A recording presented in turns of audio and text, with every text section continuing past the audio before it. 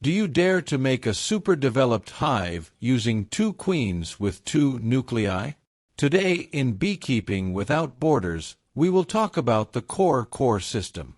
Changes in the production system and climatic conditions are deeply affecting beekeeping activity. The advance of crops to the detriment of livestock is causing serious consequences, and the blooms do not provide continuous sustenance for the bees. The colonies do not develop the population level required for the honey harvest to be satisfactory, resulting in low profitability of the beekeeping sector. That is why production technologies must be used to reach the beginning of honeydew with as many bees as possible. A technology widely recognized for its good functioning is the hive system with 2 queens, because a hive with a large number of bees can be achieved for collecting nectar. According to Farr, the relationship between the brood and the adult population decreases with the increase in the number of bees. The more the population of a hive increases, the greater the individual production of each bee. When a colony of 30,000 bees produces 9 kilograms of honey, one of 60,000 bees produces 36 kilograms. There are different systems to produce with hives with 2 queens. However, one of the easiest vertical double queen methods to carry out is the core nucleus. As a suggestion, you should be aware before implementing this technology: the start date of honeydew, the bee cycle, and the total duration of the process. In any production system with 2 queens per hive, we must take into account the start date of the honeydew, which depends on the floral calendar of the place where we have the apiary located, to know when we should start applying the method. In the production system with double queen core, in the breeding chamber, a traditional nucleus is placed and completed with stamped wax, preferably carved, and a feeder.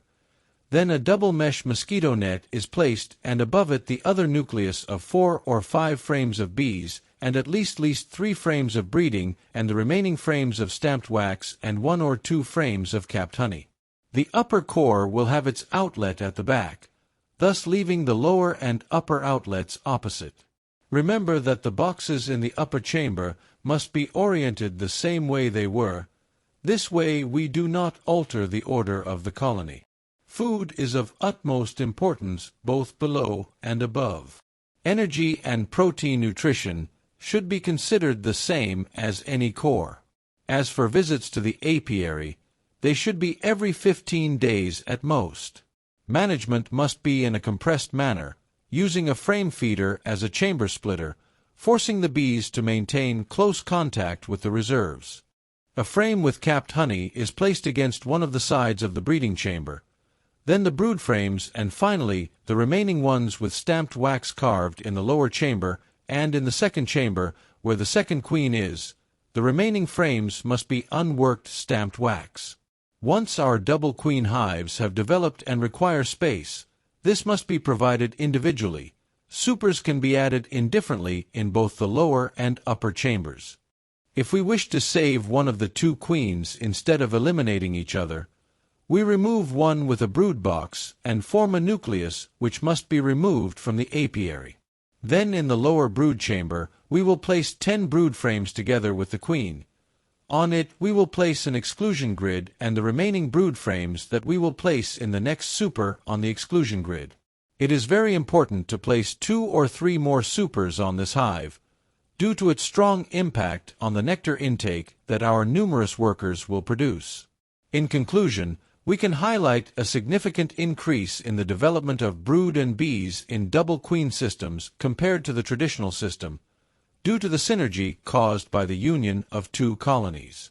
Finally, we can say that working with hives with 2 queens, intensive production, we will achieve greater overall production by having a high population that will give us greater profitability as a final result. Regarding the first harvest pass, the difference in average yield is notable if we compare the controls with respect to the double queen systems, not such a magnitude in the second. This is because there was a long period of time, 30 days, between the 2 passes, and the controls, due to not having an exclusion grid, had a greater amount of time to continue developing their brood nest. On the other hand, The nests of the double queen systems, they are limited now by the stance of a single queen at this time. We hope you try this system and leave us your comment about your experience. Another video of beekeeping without borders for beekeepers around the world.